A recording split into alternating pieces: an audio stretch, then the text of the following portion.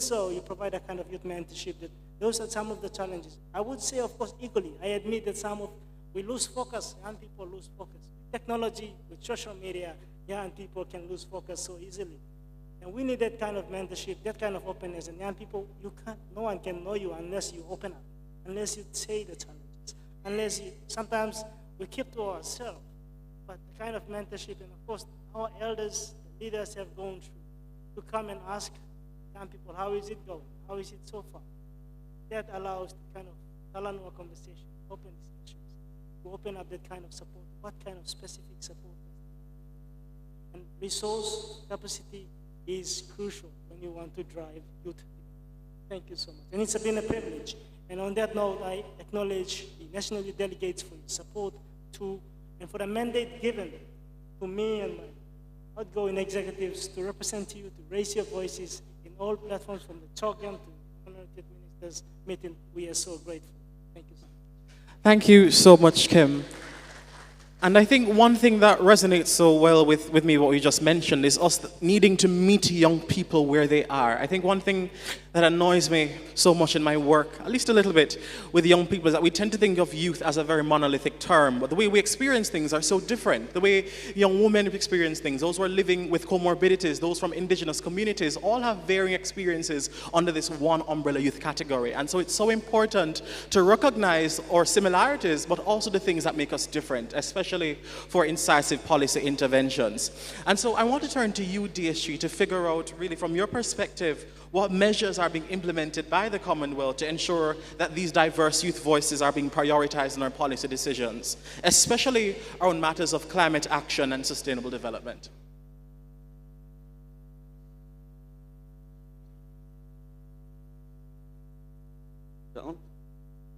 Right. Well, first of all, thank you very much for a very, very interesting and pertinent question. Let me begin by saying that at the center of what we're trying to do at the Commonwealth Secretariat is to promote two very important aspects of society. One is the political nature. We're here to promote democratic values. But alongside democratic values, we also have development. We cannot separate the two, right? And part of development, an important concept would be human resources.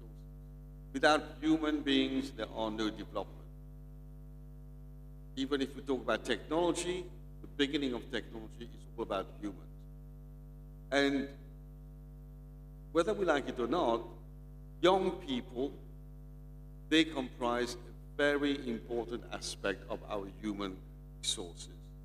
And without the inputs from young people, I don't think we will be really looking at any problem in globality. And even when we talk about young people, I would hasten to add the inclusivity of young people, not forgetting the gender, extremely important. So whatever you think of, we're doing at the Commonwealth Secretariat in Marlborough House in London. Annually, on average, we have about 45, 50 projects which we are managing across our 56 member states. And in each and in every one of those projects, we have two components which are extremely important. And these are two questions that we ask ourselves. In that project that we're doing, what is the component for youth? What would be the impact on youth? In that project that we're doing now, what would be the impact on gender?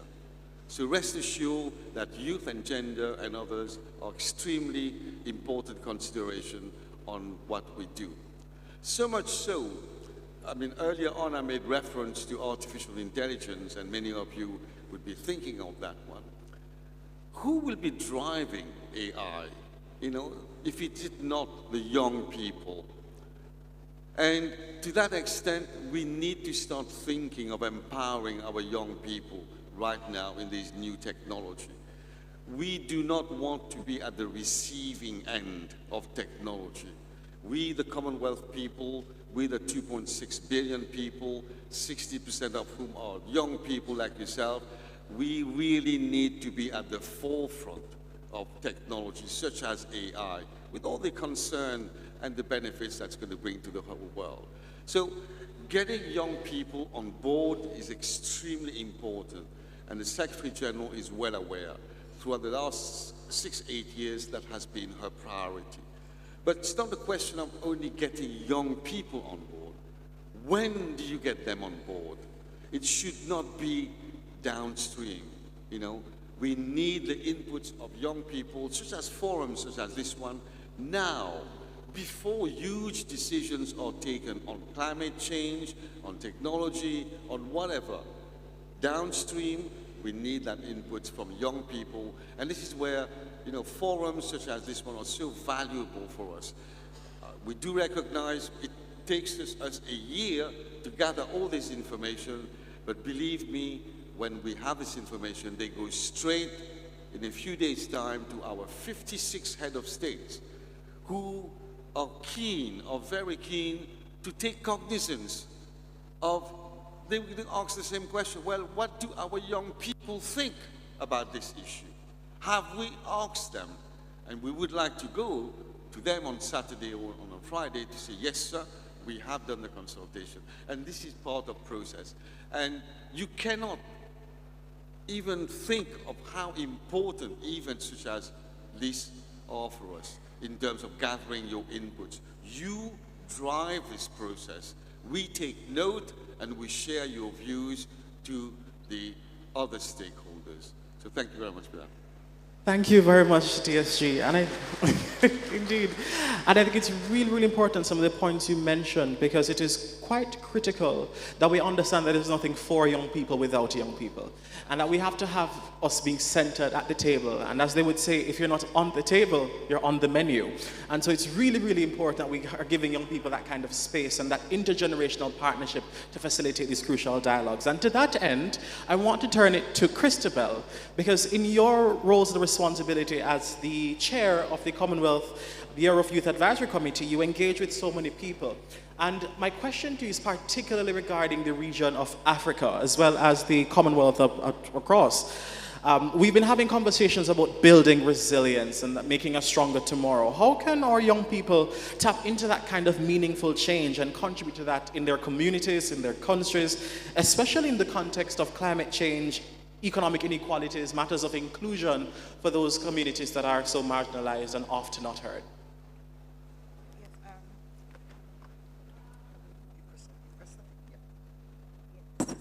Okay. Yes, thank you so much, Nahjae, for your question. I'll break your question down into the various thematic areas. I believe young people across Africa and even the broader Commonwealth currently have the power to drive meaningful change by leveraging the local innovations and also collaborating solutions. For instance, if we look at Africa, the current youth-led initiatives, most of them are actually focused on sustainable agriculture, they are focused on entrepreneurship, they are focused on digital transformation. And all this actually contributes to the economic resilience we are talking about. If we also look at the metrics of climate change, if we look at the various COP summits happening across our various regions, we could see that young people are championing this action. Young people are calling for climate justice. Young people are the ones who are also calling for afforestation. Young people are the ones under climate change who are calling for renewable energy solutions. So the current metrics actually tells us that young people are the ones who are at the forefront pushing for the climate justice we are all talking about. If we also look at inclusion, under inclusion, I believe it is imperative that everyone's voice is respected. And all our young people are at the table, as our Deputy SG said, because irrespective of your background, irrespective of your culture, irrespective of your color, everyone needs to be at the table. Everyone needs to be at the decision-making process. Everyone needs to be involved. And I believe through this, we can all come together to make the policies to define us as young people. And if we also look at the Commonwealth Secretariat, how does the Commonwealth comes in? I believe the Commonwealth creates that enabling platform for us as young people to amplify our voices. That is why you and I, we are here today having these discussions. So as we are here, it helps us collaborate beyond our borders. If Commonwealth didn't create this platform for us to meet, probably some of us wouldn't have come to Samoa. Probably this is the first time some of us have been able to meet here. So Commonwealth is creating this platform so that as young people, we can collaborate beyond our borders. We can share ideas and also share solutions happening in our various countries, which some of us can actually simulate in our various countries. And a typical example is, I believe when the Commonwealth Secretariat launched the Commonwealth Year of Youth in January, we had one main focus, and our main focus was to ensure that we create an enabling, or we ensure that young people take ownership of their future, and by ensuring that they have the tools and the resources needed to lead as young people. And through that, I believe this, both last year and this year, the Commonwealth Year of Youth has championed a lot of initiatives. Young people has participated in events both online and physical. We've had over 50 Pan-Commonwealth events, both physical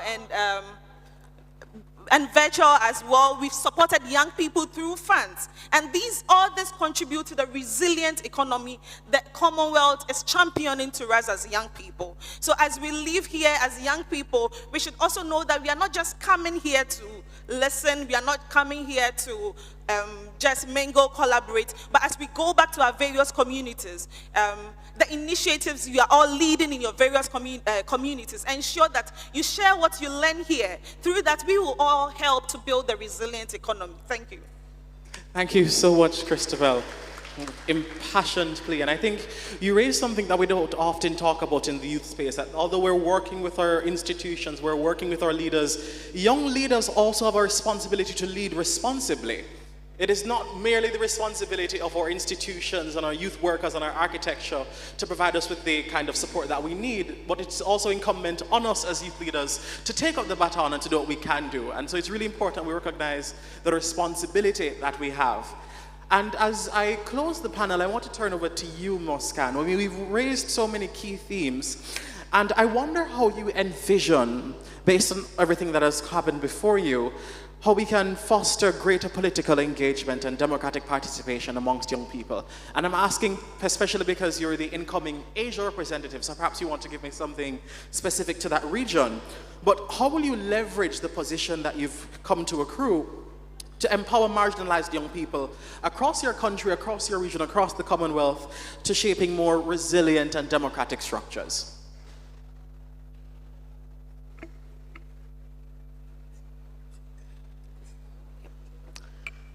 Talo Falawa, everyone. So glad to be here and honored to be among so many esteemed panelists. So building on what our co-chair for the CYF said, that we are against tokenism. So as the incoming Asia representative, I will be building on that we are against tokenism. The goal is to meet the young people where they are. It's to break the barriers. The goal is to meet them where they are and not just fit them into the systems as they are, but to recognize the potential in the unconventional and make sure that these systems are reimaginable. The goal is to increase the youth participation in governance, to create a sense of ownership, as my fellow panelists said. So, focusing on all these goals, we together, I think, are going to bring real influence, real responsibility, and real change, and also make political engagement a real tool for transformation rather than just a privilege for the select few. It is important that young people like us come forward, and I think it's already established that the young people are the leaders of today and not tomorrow. We're already actively shaping policies, and I'm sure we will be continuing this ahead. And as the Asia representative, I will make sure that the region is inclusive in every sense, in every policy, in every step that we take in the Asia region and beyond. Thank you. Thank you so much. using politics as a tool for transformation. I think that's something we should all walk away with. Ladies and gentlemen, please put your hands together for the first plenary, the outstanding panelists that we've had. But just before we wrap up, I have a bit of good news I would like to share. As of the 18th of October, 2024, my fellow co-chair, Mr. Kevin Locke, has been appointed as the president of the Commonwealth Youth Council General Assembly. Give him a round of applause, please. Because a lot of what we are going to be doing over the next few days, including the installation of my replacements and the other young people who are coming to succeed in the youth space, will rest upon the work of the General Assembly. Kevin, would you like to say anything to formally accept the role before we move on? Test. Thank you, Nahjae, for that wonderful news. On behalf of our National Youth Council, as well as the Pacific Youth Council, it is my great honor and pleasure to humbly accept this position to be the president for the CYC General Assembly, just the General Assembly, not the CYC. I will do my best to honor the trust placed on me by the young people of the Commonwealth. I will be communicating to all the national youth delegates and will virtually convene the CYC General Assembly 3 weeks after CYF, so 3 weeks from here on. Thank you once again for placing this trust and confidence in me to serve as the CYC General Assembly President, that I will diligently take care and take forward the agenda. Thank you. Thank you, Kevin. You know, what we've heard today, I think, really reaffirms a vital truth, that young people are not the leaders of tomorrow, something that continues to make me to hear, but we are the leaders of today. And each of our speakers, I believe, has underscored the urgency of youth engagement, not just as participants, but as co-creators, as decision makers, as architects of the resilient future that we hope to build. And so their insights have truly reminded us that resilience is not a passive quality, it is something that we must build, brick by brick, young person by young person, action by action. And so as we move forward, I want to encourage all of us to think critically about the tools, the instruments, the platforms, the partnerships that we truly need to harness the power of youth leadership across the Commonwealth. And with that, I want to thank each of our esteemed speakers for their invaluable contributions. And I'd like to thank all of you for your active participation.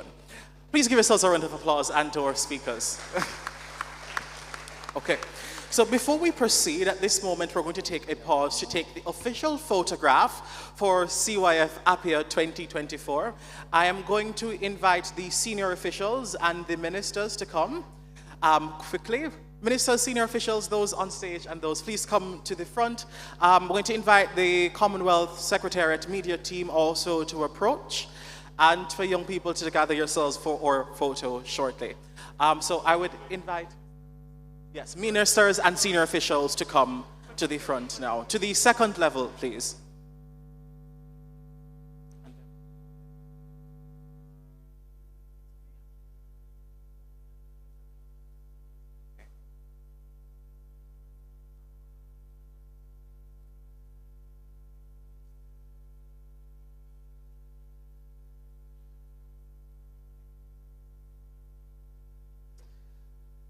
Okay, so our ministers are positioning themselves, which is very good. Okay. Don't these ministers look so youthful?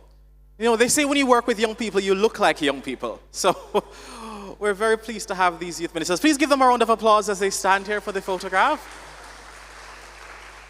Okay. Okay. No, this is just ministers and senior officials.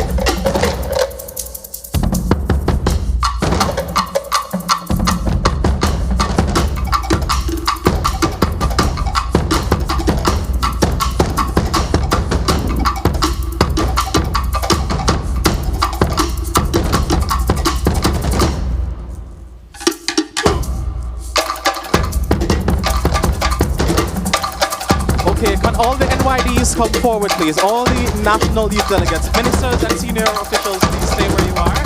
All the national youth delegates, please come forward. We'd love to have you in the photo. Just come to the left, to the right, to the front, to the side, wherever you can fit in. All NYDs, please. To the second and third row.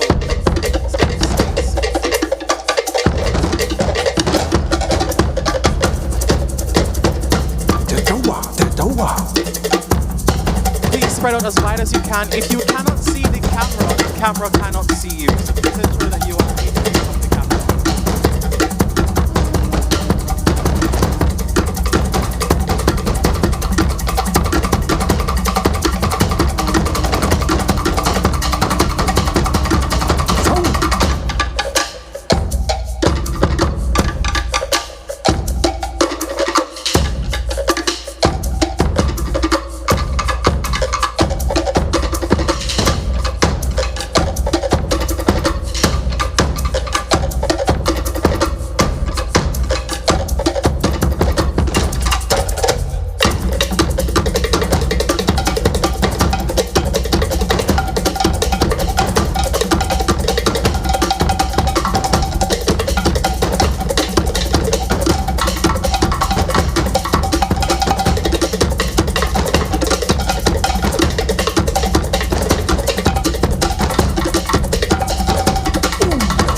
Photo after this. Please direct your attention to the camera as we take the photo.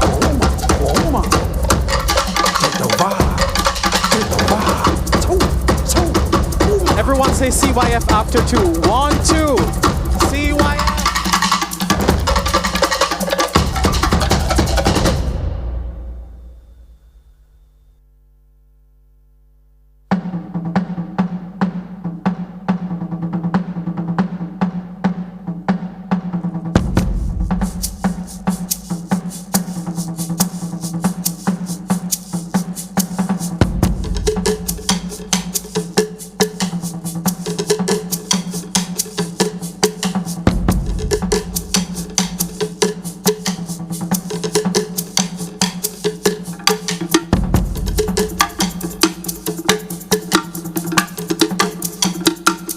Other guests and persons seated, please come and join us. All other guests and persons seated, we're all one Commonwealth family together. Please come and join us for the final photograph. So this is everybody, all and sundry. Please come and join us.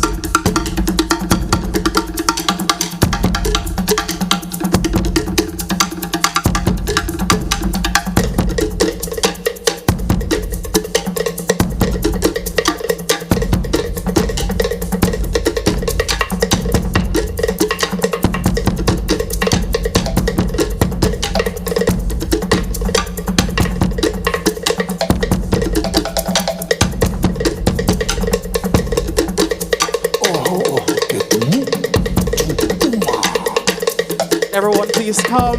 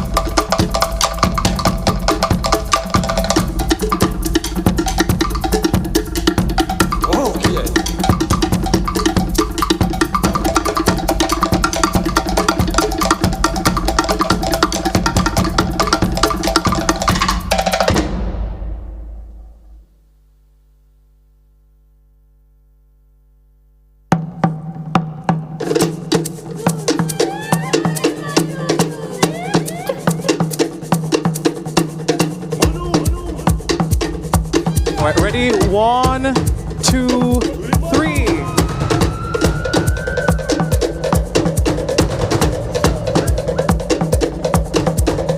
say Commonwealth Youth Forum after 3. 1, 2, 3. Commonwealth Youth Forum. All right, thank you all so much. Please return to your seats. Can members of the International Task Force... Oh, we're doing one more? Okay, one last photograph.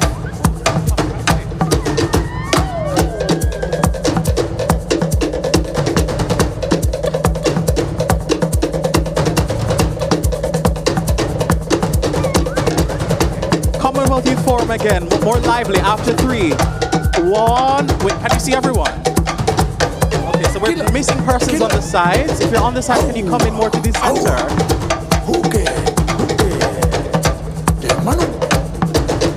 Ready?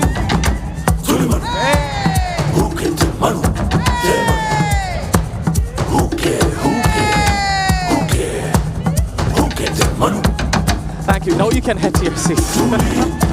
Can members of the task force please remain behind? Members of the International Task Force.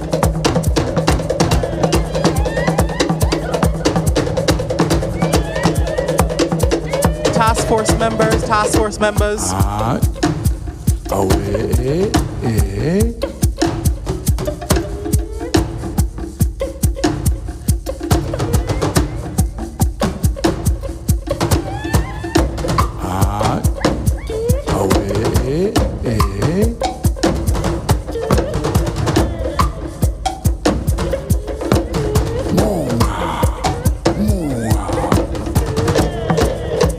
Task force members.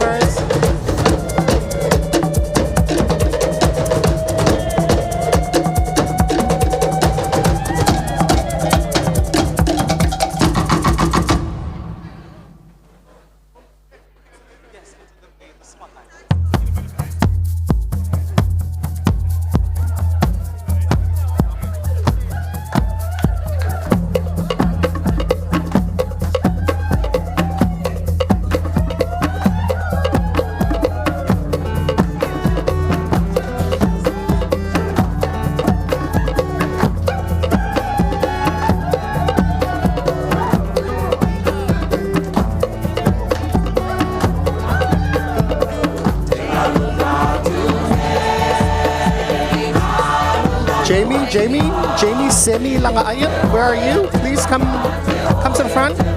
Join us for a photo. Thank you.